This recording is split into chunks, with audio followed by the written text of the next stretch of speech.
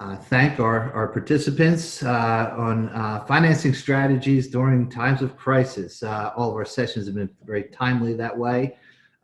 We have two panelists that really don't need too much of an introduction. We've got Steve Wilcox, one of our RMA auditors, well known to most people in that region of the state, and Tim Cunningham, a former director, Division of Local Government Services.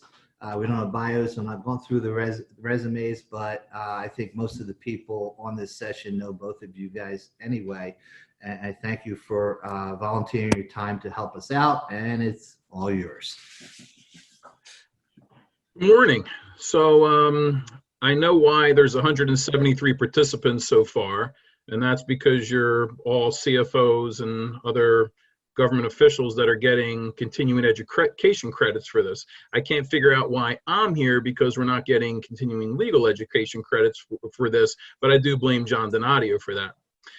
As Jerry mentioned, I'm joined today by Steve Wilcox.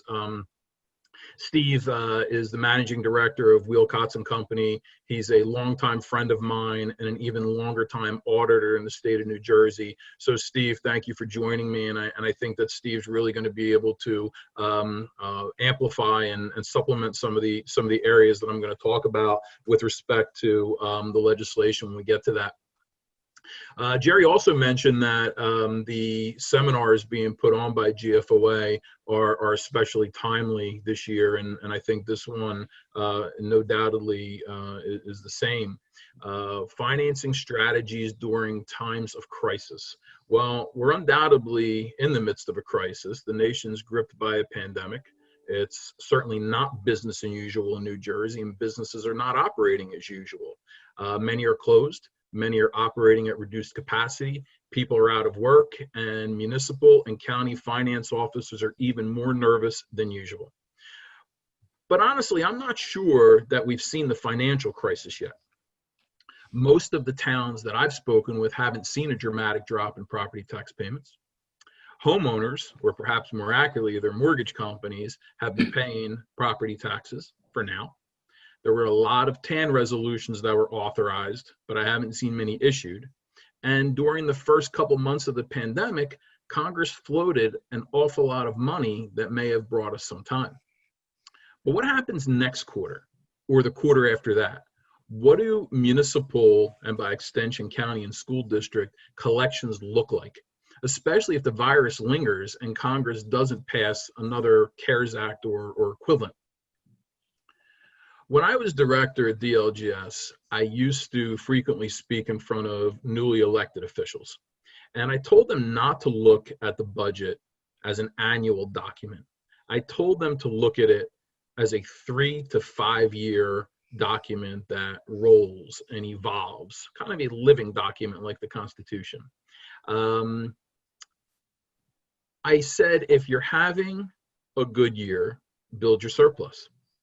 If you see a bad year coming, sock some money away for tax appeals.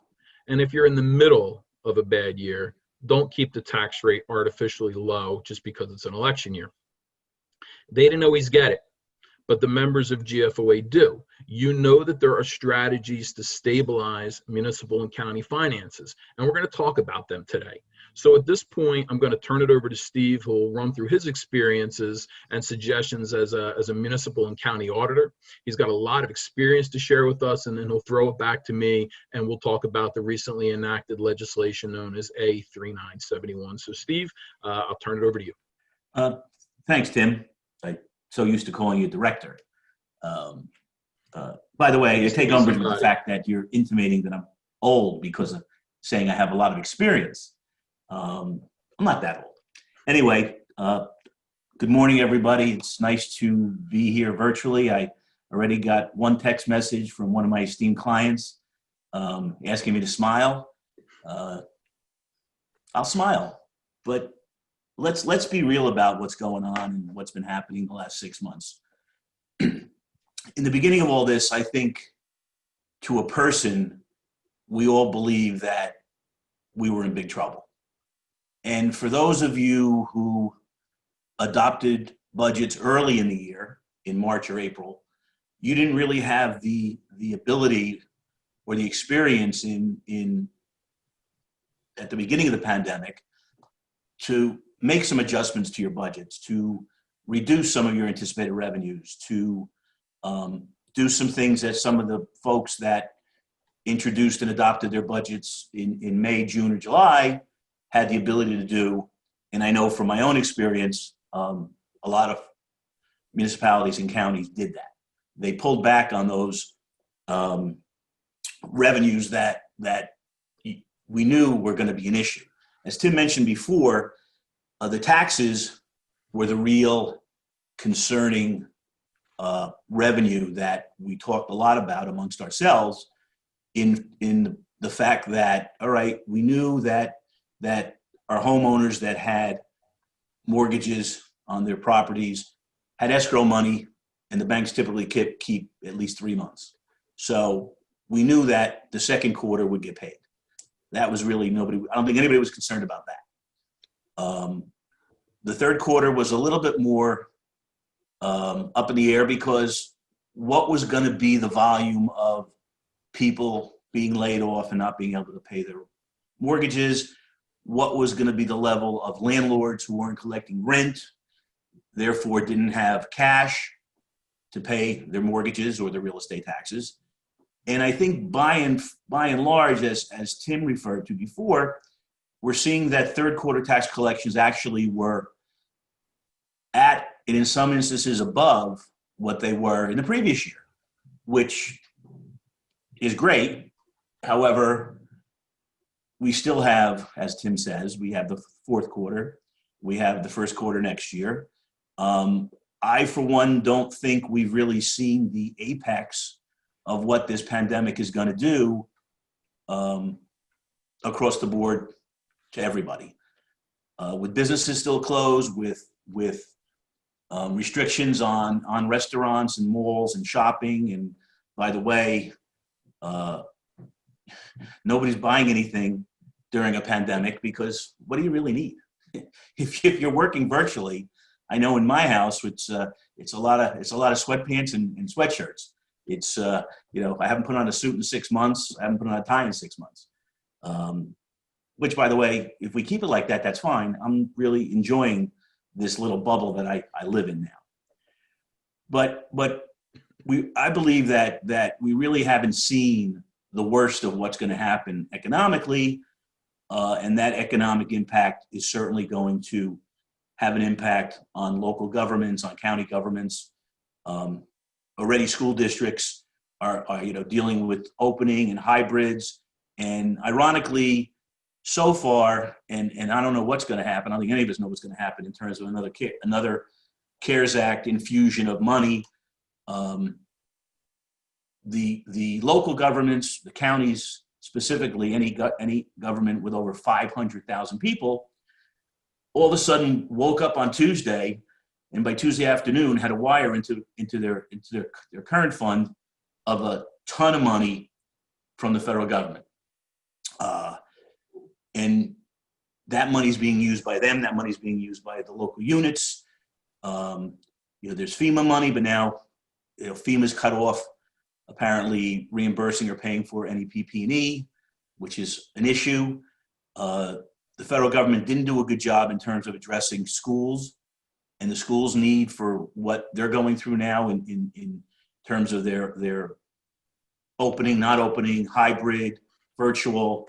So, I mean, there's just a myriad of things that, in my view, probably still haven't happened that might happen, especially to the bigger entities, the bigger cities, the urban areas.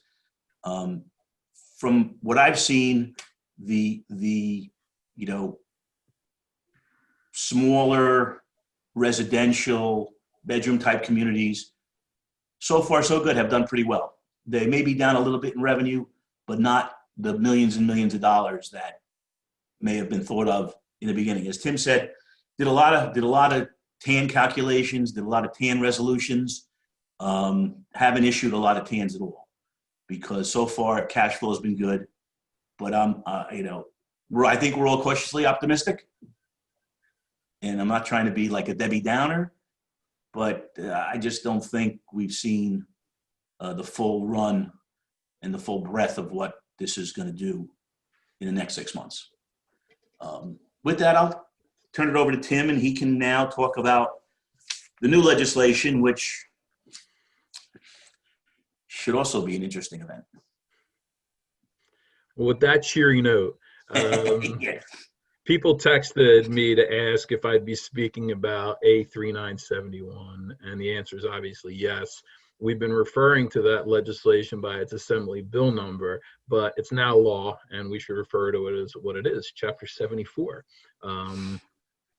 An act authorizing local units to issue coronavirus relief bonds and amending various parts of the statutory law, bonds. We'll come back to that, but let's start at the beginning. When COVID hit, a lot of us rightfully worried about a liquidity crisis in the municipal marketplace. And as you know, Steve was mentioning, you know, there's things we haven't seen yet, and I think that was clearly one of them.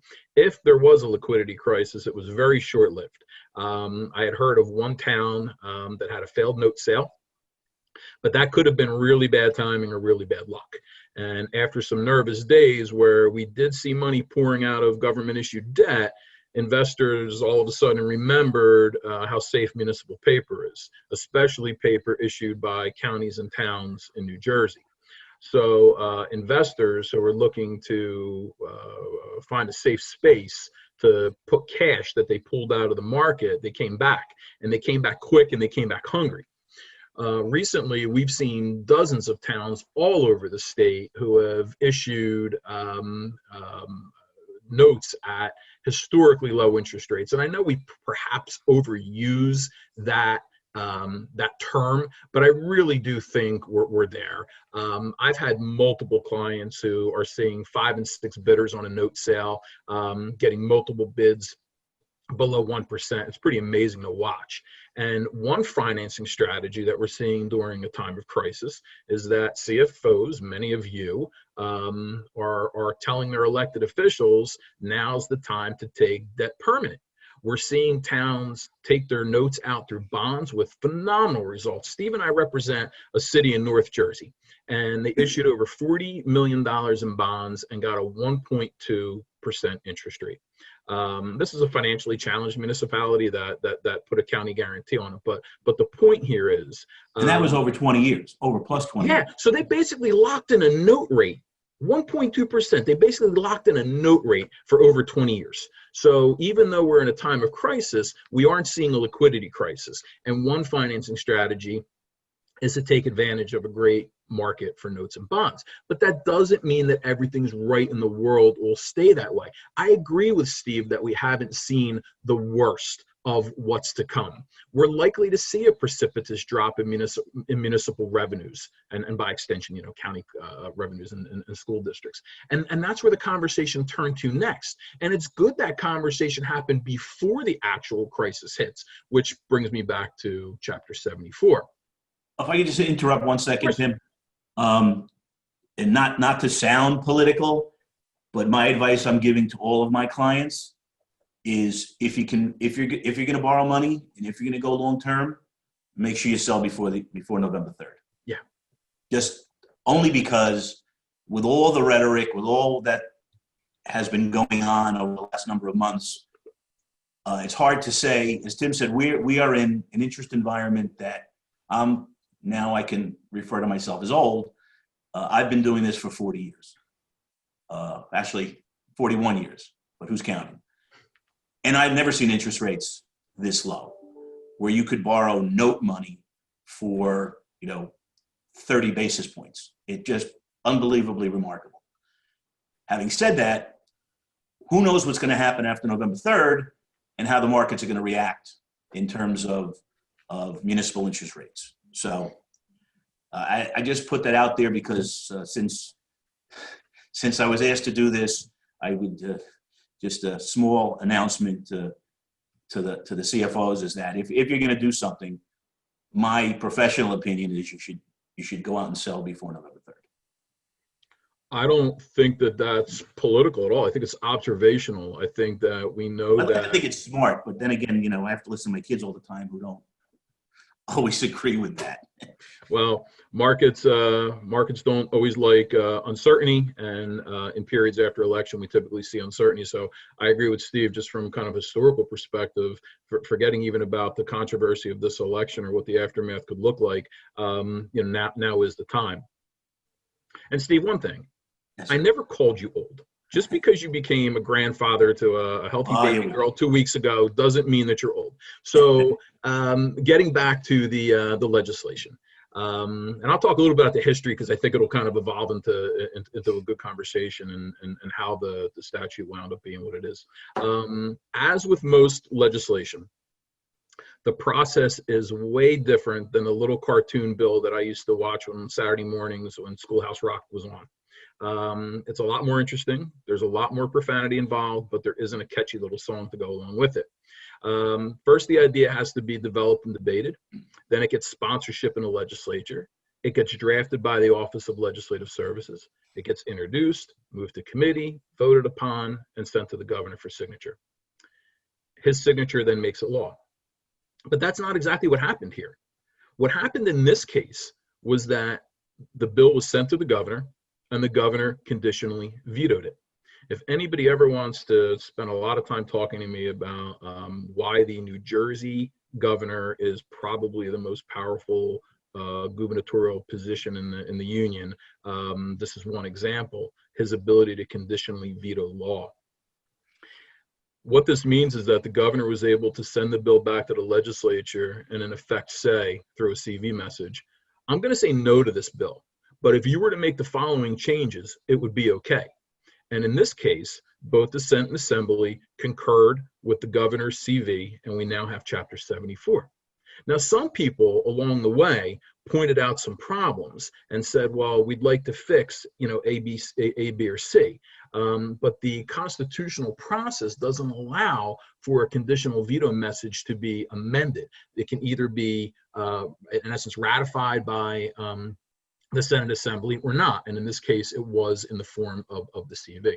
So I bring that up just to try to end some of the confusion that's out there, because the original bill that was out there is not what became the law. And they are very different. The original bill contemplated a new class of bonds and a longer repayment period than is now what we have in front of us. And in his CV message, the governor said, and I'll just read this one quote, the CV message said, the better pathway to accomplish this result is to build upon the well-established local budgetary and debt structures in facilitating this critical relief, rather than create a new additional financing mechanism for this singular purpose. So let's forget everything we've heard about the ability to issue new quote-unquote COVID bonds and stick to what the law does. It expands the ability to finance special emergency appropriations through cents.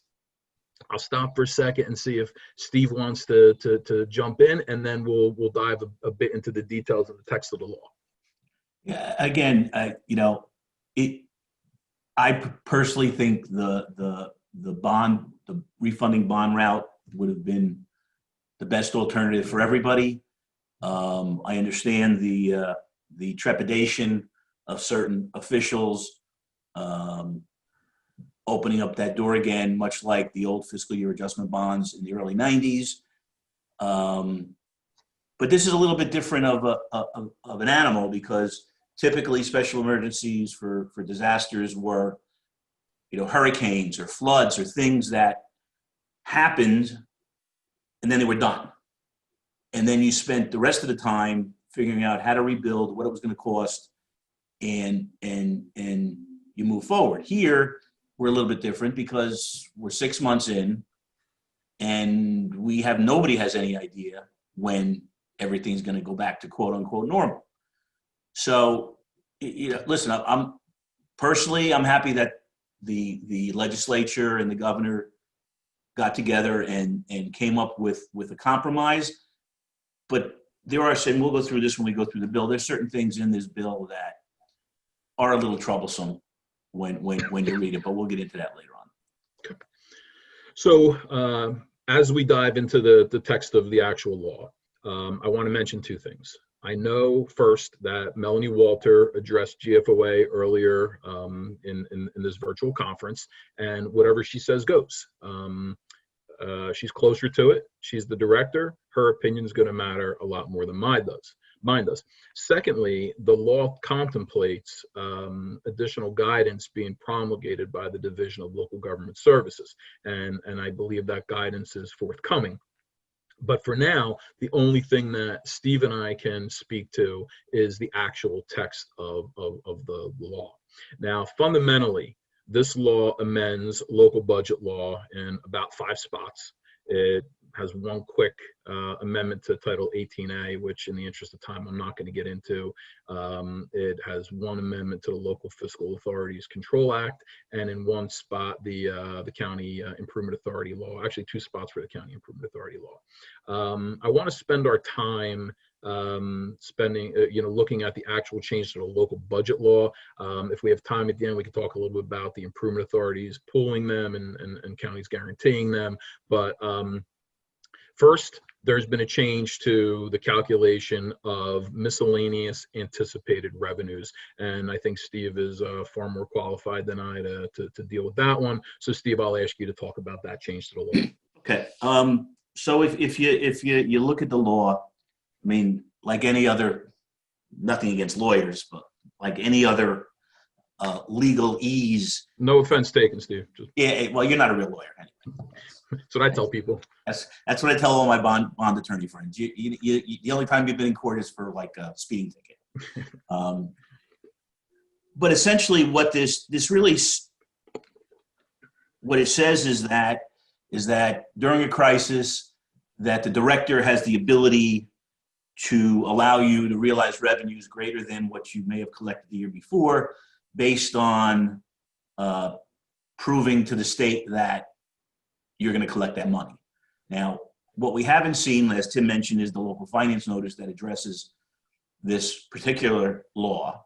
And I know my understanding is that they were talking about allowing a 3-year average on those certain COVID affected revenues, like municipal court, interest on investments, construction code fees, and anything else that you would see a shortfall in 2020 based upon the court being closed for 3 months or 6 months or however long the court was closed, however long construction was closed. But again, unfortunately, it would have been nice to have that local finance notice before the conference. But that's my understanding, is that's what they were talking about. The law provides in certain instances applying to the director for approval. And also, I think part of this law talks about if you're going to do a special emergency and submit the certification to the state for approval, you will not be allowed to be under self-examination of the budget. So that means any revenue you put in the budget will be fair game for the budget examiner. We can pause for a second. We have our midterm poll. I can't vote. Nah, vote twice. I would give Tim an A. Does the presentation cover the use of bonds? Yeah, unfortunately, we're not issuing bonds, but that's okay. Well, there's no right answer in any of these polls.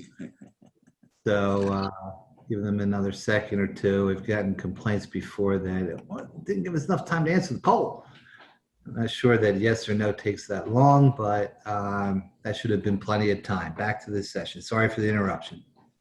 No, it was a good pause. And then I think that leads into the change to special emergency appropriations. And again, I think Steve's going to take that one, and then I'll pick it back up at special emergency notes. So Steve, there were some changes to section 53 of the local bond law as it relates to purposes for which special emergency appropriations may be made. Yes. And there is, I will point out that there is some inconsistency or inconsistencies in what was changed. But essentially what they did is 48,453, they added a section M, which allows, and this is where there's some fuzzy area, because at the beginning of 53, it talks about a local unit, generic local unit, which could be a municipality, a county, an authority, I would assume. And then in M, it talks about deficit in operations, prior year operations experienced by any municipality, utility, or enterprise. So now, is county government an enterprise? Or are they talking about an enterprise fund, which would be a municipal utility?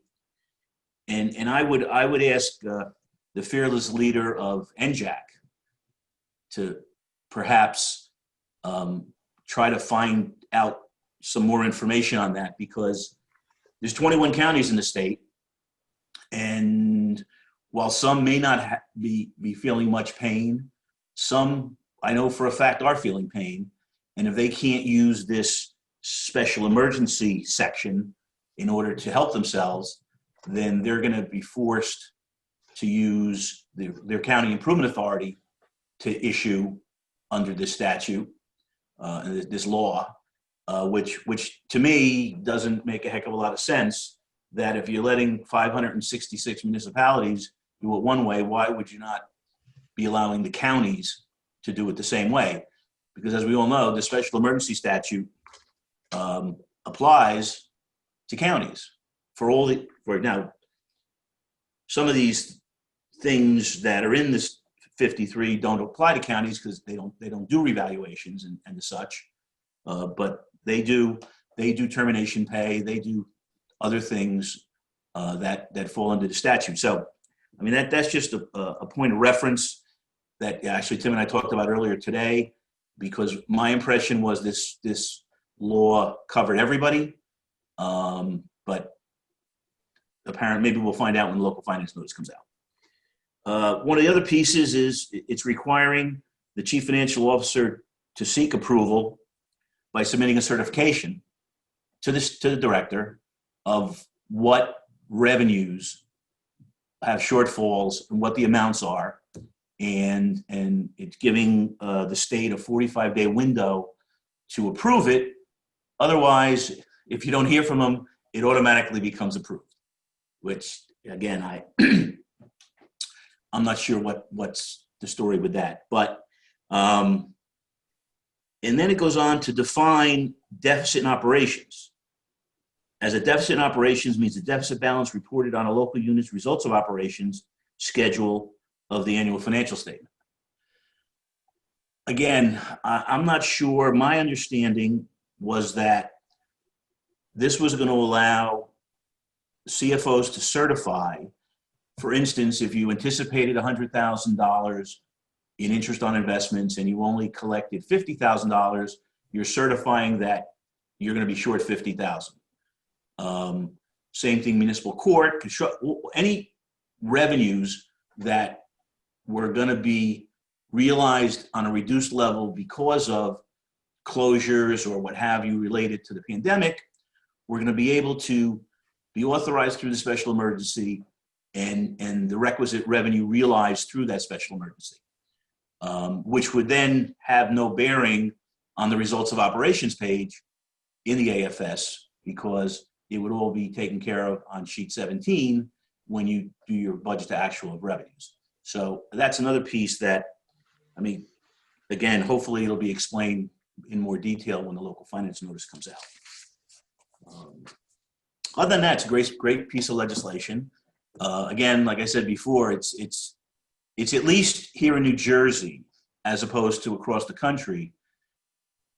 New Jersey had the foresight, the legislature and the governor had the foresight to take care of business on their own, whether it be the bonds that the legislature authorized for state borrowing in order to balance the next two budgets, or this piece of legislation, which was created in a different form. But again, we got something out of it where we're able to essentially deal with our own problems on our own and not be sitting waiting like a whole lot of other states are for the federal government to get off its keister and do something to help municipal and local and state governments. So that's what I got, Timmy. Okay, so as Steve talked about, this law amends the purposes for which you can have a special emergency appropriation. And I think a lot of the heavy lifting is done, for those of you that may have the statute or looking the statute up. It's done in little m, and I think that's a natural evolution to talk about the next portion of the legislative amendment, which amended the purpose of issuing special emergency notes. So we know that, like a bond ordinance with a 2/3 majority, local units have had the ability to issue special emergency notes for 5 years, and those be paid back proportionally over that 5-year period. Now we have a new section in section 55 of the local budget law, which talks about the issuance of special emergency notes, and it speaks specifically to that little m that I spoke about, and how if there's a COVID kind of genesis behind the need, that again, that would be a purpose for which notes could be issued. They would have to be paid over a 5-year period, but in this particular section of the law, it does allow for applicants to go to the local finance board to seek the ability to extend that maturity to 10 years. When I was involved with the board, which every day that goes by is obviously further and further away, but I remember a lot of times we had an unwritten rule that it was basically if you had an impact of at least $50 on the average assessed home in the township, or a tax increase of greater than 2%, which kind of was consistent with the cap laws, that would be a justification for the issuance of various refunding notes, and that kind of policy has been extended into the legislation, and those two things that I talked about, the tax increase and the impact, the $50 impact on the average assessed home, is really the criteria by which the local finance board would evaluate someone's request to extend the maturity on the special emergency notes from 5 to 10 years. I don't want to get too much further in the weeds there, because we're already after 10 o'clock, and so I think the other things that we wanted to mention on the law was that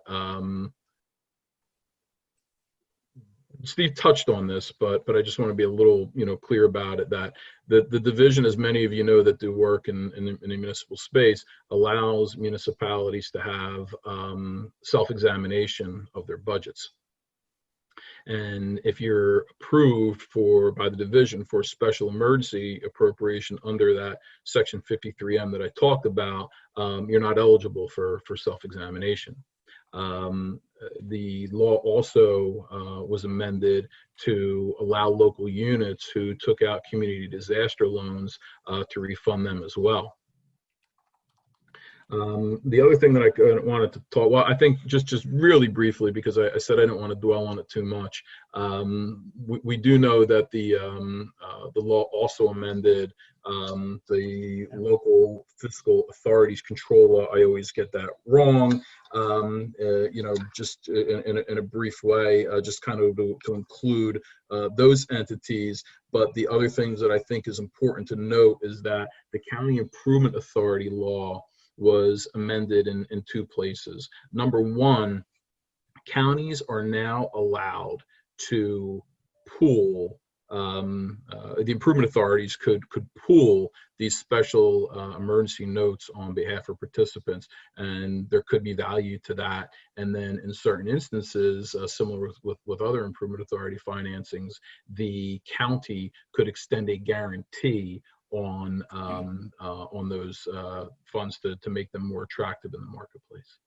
I want to finish with one comment, and then Steve, I'm going to turn it back over to you. But I wanted to note that earlier this month, Moody's issued a comment report talking about how this new law dealing with deficit financing notes will be an effective tool for municipalities facing revenue loss from coronavirus. It was a good report and lent support to the expected use and efficiency of the new law. But there's two things that Moody's pointed out in the report that I wanted to mention. First, they point out a fundamental topic that I think hasn't been talked about a lot. Deficit financing isn't something that we've allowed in New Jersey historically, generally speaking. We're now doing it. We're funding revenue losses. And I think that's a pretty, maybe a little esoteric, but I think it's a point worth thinking about as you kind of, if you take anything out of this conversation today. The second thing that Moody's pointed out is that the debt will be short-term only. It's issued in the form of special emergency notes with a 1-year maturity that can be rolled for 5 years. 20% has to be repaid annually, and the local finance board would have the discretion to extend the repayment term to 10 years. So special emergency notes. I didn't say special emergency bonds, even though the legislation is still called an act authorizing local units to issue coronavirus relief bonds and amend various parts of the statutory law. And I think I'll end it there. So Jerry told me we had a hard stop at 10:20. We're kind of about 10 minutes away. So Steve, I'll kick it back to you, and then to the extent there's any questions, we can wind up there. Thanks, Tim. I really don't have anything more to add. There's only so much negativity I can do in one day. But no, seriously, again, I think the point that I'd like to stress is that we've been given a tool. We may not all love the tool, but we've been given a tool to address the issue of revenue loss, which wasn't given to us by the federal government or given to local governments by the federal government in the CARES Act. Was given to hospitals, by the way. They could use the CARES Act money for revenue replacement, but it wasn't given to local governments. It wasn't given to county governments. And I think that, again, political affiliation aside, the people that are naysaying borrowing money to keep your municipality whole over the short term is not necessarily a bad or negative financial move, in my opinion. I think as Tim mentioned early on is I think we all realize a budget isn't a 1-year document. It's a living, breathing entity that should be looked at over multiple years so that you don't get into this situation. One thing that this has taught me is over the years, a lot of CFOs and a lot of elected officials have asked, and administrators, how much surplus is enough? Is it what the rating agencies say, a percentage of the operating budget? How much is enough? And I'm happy to be able to answer that question finally. It's never enough. I don't care how much surplus you have. The more surplus your government had when this pandemic started, the better position they will be to come out of this with the least amount of long-term fiscal issues. So I'll leave you with that, and then I'll go back to Tim, and you can open up for questions. Jerry, are you going to moderate questions? Sure, we do have a question. Mike Guarino asked, are the revenue notes outside the 2% cap? Will there be? Well, the special emergency is going to is raised outside the okay. The issue with the levy cap is if you borrow the money, the special emergency is an exception to the levy cap. So the question would be to the state, I would guess, if you do the special emergency, and I'm not sure how this is all going to work. One of the things that Tim and I talked about with the director was timing in terms of certifying and authorizing the special emergency and how it gets incorporated in the AFS. So that if you wait until after December 31st to do the special emergency, to bring the money in for this year, how that all is going to work. My suggestion was, and hopefully it'll be in the local finance notice, that you have a measurement date cutoff where it's either October 31st, November 15th, or whatever for real numbers, hard numbers, and then you project what the year-end number is going to be. You do the special emergency for the gross amount, but only use the net amount that you need in order to break even. Again, hopefully that guidance is going to come in the finance notice. Okay, sorry, I muted myself. Then I said okay. Ron Angelo wants to agree with you that on your answer about surplus. I also agree. The more you have, the better off you're going to be. Yep. We don't have any other questions, but I'm going to play the part of a participant in this session in my role as the county CFO, and fell off my chair when you said that this isn't going to apply to counties. Any clarification on any additional information? Hopefully we can get that resolved in local finance. I don't think we're saying that it doesn't apply to counties. I think we're drawing a distinction in the legislation that, you know, Steve and I have picked up from folks along the way, where counties weren't specifically included in one section of the statutory language. And you know, as often has, I mean, this isn't unique to this piece of legislation, but as often happens during the legislative process, you copy and paste sections, and it'll use local units in one spot. And then it's been pointed out by some astute folks who read closely that the actual legislation speaks to municipalities and utilities and other enterprises. So you know, that could be something that's addressed in the local finance notice. Jerry, we're not saying one way or the other.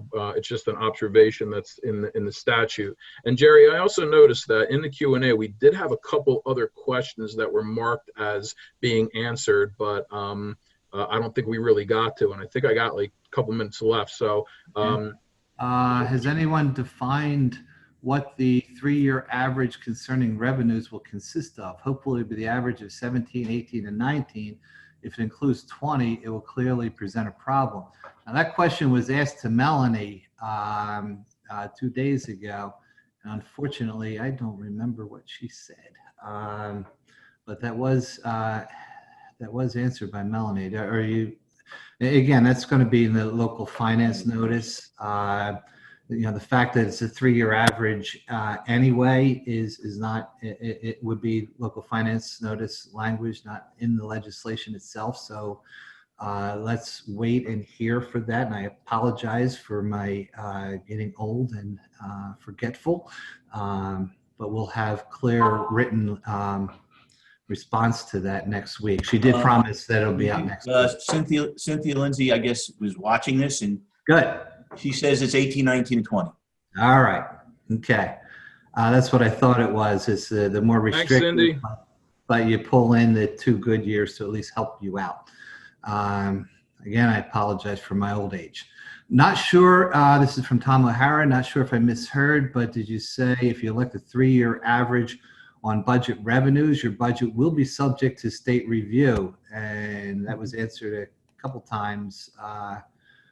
And I heard Tim say most recently that, yeah, self-exam does not apply for. Yeah, I can. So for Tom and others' benefit, I actually have the exact statutory language. So if a municipality has received approval for a special emergency appropriation pursuant to that subsection M that I've been speaking about, that municipality shall not be eligible for local examination and approval pursuant to subsection B of the section until the fiscal year after the final appropriation is made. So as long as that appropriation was requested and remains outstanding, then the division is not going to be permitted, nor would they be able to do allow self-review. It would have to be subject to division review and approval of the budget. All right. In addition to Cindy sending us a text, we have 4 people in the QEA confirming that Melanie 18, 19, and 20. So that's pretty clear. One more question in the box. can you do a special emergency in fiscal 21 for shortfall in revenues anticipated in fiscal 21, or are you only allowed to borrow for fiscal 20 revenue shortfall? I think the answer to that is that this probably will be a 2-year process, I assume. Again, this goes back to the point where we're 6 months in. We could be another 6 months. We could be another 12 months. So my understanding is that part of the reason that you don't start repaying any special emergency till 2022 is that the possibility of having to do a second one in 2021 for 2021. Okay, we have 2 or 3 minutes, 4 minutes. I do not see any other questions. So if the speakers, if you guys want to make a closing statement, otherwise we can just close it out. Are we good? I think that wrapped it up. I hope that it was helpful. Jerry, I thank you for moderating, and to John Donadio for whatever purpose he served today. But I'd like to say one thing in all sincerity. I always enjoy the GFOA conference, like NJAC and the league and the other ones. Miss not seeing everyone. Hope everyone is staying well, staying healthy, and really hoping the world gets back to normal soon, and that we get to do these things in person again. So that's my last comments. And Steve, anything else for you? No.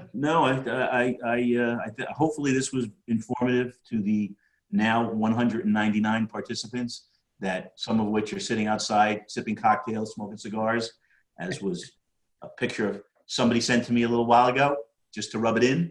To be nameless, I got the same text. Well, listen, it's education doesn't mean you have to be in the classroom. You can get educated in all different places. So I just like to thank everybody for their participation, and everybody be safe and well, and hopefully sooner than later, we can have personal contact again. And on behalf of the GFOI, I thank the 2 of you guys for giving a great presentation. Thanks. Okay, take care. Thanks, everybody. Bye, everybody. See you in 5 minutes, this attendees.